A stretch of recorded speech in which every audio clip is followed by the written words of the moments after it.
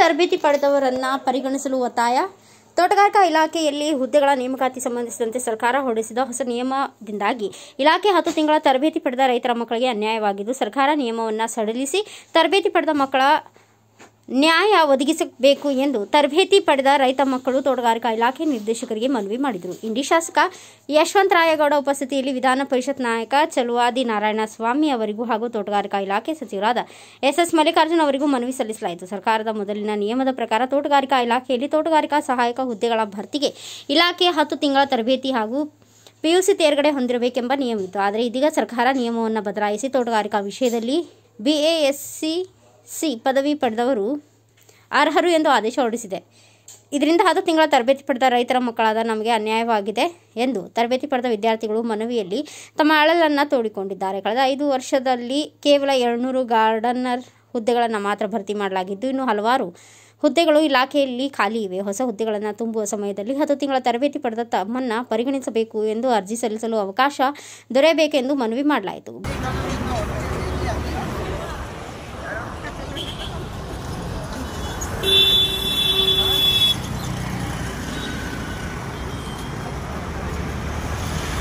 ಮಾತನ್ನು ಹೇಳಿದರು.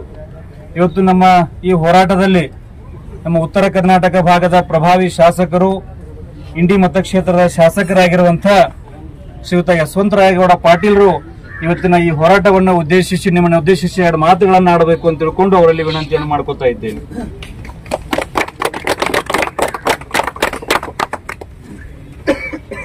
ಇವತ್ತೇನು ತಾವು ಈ ಹೋರಾಟದಲ್ಲಿ ಪಾಲ್ಗೊಂಡಿರ್ತಕ್ಕಂಥ ಎಲ್ಲ ಆತ್ಮೀಯರೇ, ನಾನು ಇವತ್ತು ಕರ್ನಾಟಕ ರಾಜ್ಯ ನಿಂಬೆ ಅಭಿವೃದ್ಧಿ ಮಂಡಳಿಯ ಅಧ್ಯಕ್ಷರು ನನ್ನ ಭಾಗದವರಾಗಿದ್ದಾರೆ. ಒಬ್ಬರು ಹಿರಿಯರು ಅಂತೇಳಿ ಅವ್ರಿಗೆ ಗೌರವಸ್ಕರ ಬಂದಿದೆ. ಅಚಾನಕ್ ನೀವು ಕರೆದ್ರಿ, ಅದು ನಮ್ಮ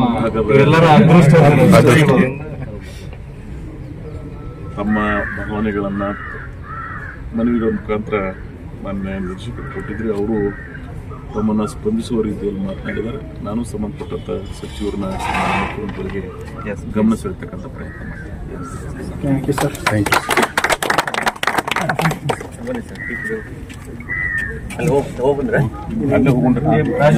ತಿಂಗಳ ತರಬೇತಿ ಪಡೆದ ನಂತರ ಗಾರ್ಡನ್ ಹುದ್ದೆಗಳಿಗೆ ನೇಮಕಾತಿ ಆಗಿಲ್ಲ ಅಂತ. ನೇಮಕಾತಿ ತಮಗೆಲ್ಲ ಗೊತ್ತಿದೆ, ನಮ್ಮ ಇಲಾಖೆಯಲ್ಲಿ ಸುಮಾರು 6200 ಪೋಸ್ಟ್ ಇದೆ. 6200 ಪೋಸ್ಟ್ಗಳು 3200 ಪೋಸ್ಟ್ ತುಂಬಿದ್ದಾರೆ.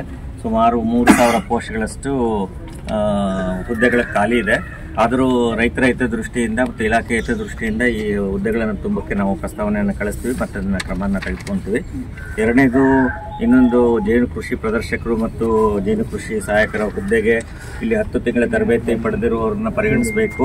ಅದಕ್ಕೆ ತಕ್ಕಂತೆ ನಾವೇನೀಗ C&R ರೂಲ್ ತಂದಿದ್ದೀವಿ, ಆ C&R ರೂಲ್ ಅಮೆಂಡ್ಮೆಂಟ್ ಮಾಡಬೇಕು ಅಂತ ಕೇಳಿದ್ದಾರೆ. ಸೊ ಇದನ್ನು ಸಹ ನಾನು ಪರಿಶೀಲನೆ ಮಾಡ್ತೀನಿ. ಇದಾಗಲೇ 2023 ಅಂತ ನೀವು ಹೇಳ್ತಾ ಇದ್ದೀರಿ, ಆಗಲೇ 1 ವರ್ಷ ಆಯಿತು. ಇದು ಯಾವ ಸ್ಟೇಜಲ್ಲಿ ಇದೆ ಅಂತ ನಾನು ಪರಿಶೀಲನೆ ಮಾಡಿ ನಮ್ದು ತರಬೇತಿ 10 ತಿಂಗಳ ತರಬೇತಿನಲ್ಲಿ ಯಾವ ರೀತಿ ಕೋರ್ಸ್ ಕಂಟೆಂಟ್ ಇದೆ, ಆಮೇಲೆ ಜೇನು ಕೃಷಿ ಸಂಘಟಕರು ಪ್ರದರ್ಶಕರಿಗೆ ಬೇಕಾದ ತರಬೇತಿ ಕಾಂಪೋನೆಂಟ್ಸ್ ಅದರಲ್ಲಿ ಇದೆಯಾ ನೋಡಿ ಅದರ ಇದ್ರೆ ಖಂಡಿತ ಪರಿಗಣಿಸ್ತೀವಿ. ಯಾಕಂದ್ರೆ ಇದು 10 ತಿಂಗಳ ತರಬೇತಿ ಮಾಡ್ತಿರೋದು ನಾವು ನಿಮ್ಮ ಹಿತರಕ್ಷಣೆ ಮಾಡಬೇಕು, ಇಲ್ಲಾಂದ್ರೆ ಬೇರೆ ಯಾರು ಹಿತರಕ್ಷಣೆ ಮಾಡೋಕ್ಕೆ ಸಾಧ್ಯ ಇಲ್ಲ. ಈ ಬಗ್ಗೆ ಪ್ರಾಮಾಣಿಕವಾಗಿ ಪ್ರಯತ್ನಿಸ್ತೀನಿ ಅಂತ ಈ ಸಂದರ್ಭ. ಇವರ ಬೇಡಿಕೆ ಸೂಕ್ತದವಲ್ಲ ಸರ್? ಸೂಕ್ತ ಇದೆ ಅಂತ ನಾನು ಭಾವಿಸಿದ್ದೀನಿ. ಬಟ್ ಯಾಕಂದ್ರೆ ಈಗ ಬಹಳಷ್ಟು 2-3 ವರ್ಷಗಳಿಂದ ಕನ್ಫರ್ಮ್ ಮಾಡಿಲ್ಲ ಅಂತ. 6 ವರ್ಷಗಳಿಂದ ಈಗ ರಿಕ್ರೂಟ್ಮೆಂಟ್ ಎಲ್ಲ ಕಡೆನೂ ಫ್ರೀಸ್ ಆಗಿದೆ.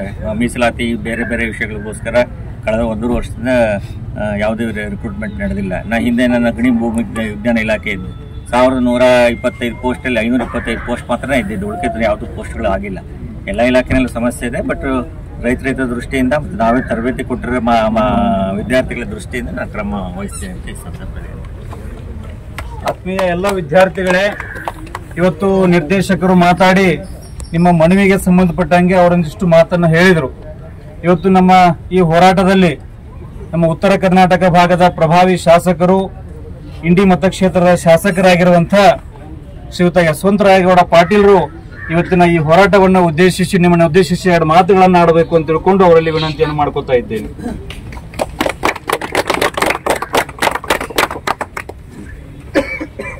ಇವತ್ತೇನು ತಾವು ಈ ಹೋರಾಟದಲ್ಲಿ ಪಾಲ್ಗೊಂಡಿರ್ತಕ್ಕಂಥ ಎಲ್ಲ ಆತ್ಮೀಯರೇ, ನಾನು ಇವತ್ತು ಕರ್ನಾಟಕ ರಾಜ್ಯ ನಿಂಬೆ ಅಭಿವೃದ್ಧಿ ಮಂಡಳಿಯ ಅಧ್ಯಕ್ಷರು ನನ್ನ ಭಾಗದವರಾಗಿದ್ದಾರೆ. ಒಬ್ಬರು ಹಿರಿಯರು ಅಂತೇಳಿ ಅವ್ರ ಗೌರವಗೋಸ್ಕರ ಬಂದಿದೆ.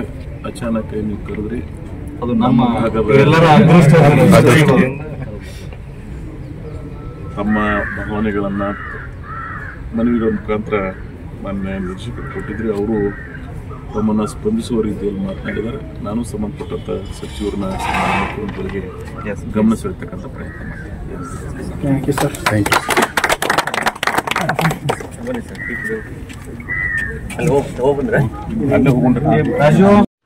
Thanks for watching Read, Discuss and Debate with editor Dr. Yan Prashant Rao. Wanted reporters in print, digital and visual media for Bharat Vaibhav Daily Newspaper, BV News 5 Channel and BV Fast Web News from all the talukas of Karnataka, Goa and Maharashtra. If interested, send your resume to 9019229369.